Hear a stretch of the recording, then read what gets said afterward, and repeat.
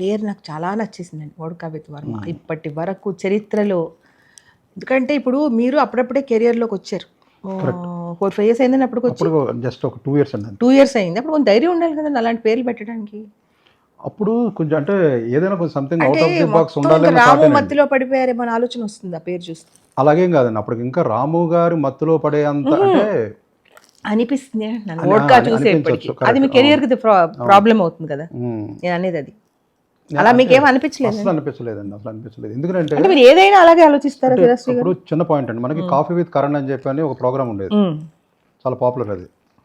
So ఇప్పుడు ఈయన coffee కంటే కూడా డైలీ వోడ్కా తాగుతారని అందరికీ తెలుసు, లోక విదిత్వం. ఆయన ఇప్పుడు కూడా ఇది దాచుకోరు, ఆయన ఫేవరెట్ డ్రింక్ వోడ్కా అనేది కూడా తెలుసు అందరికీ.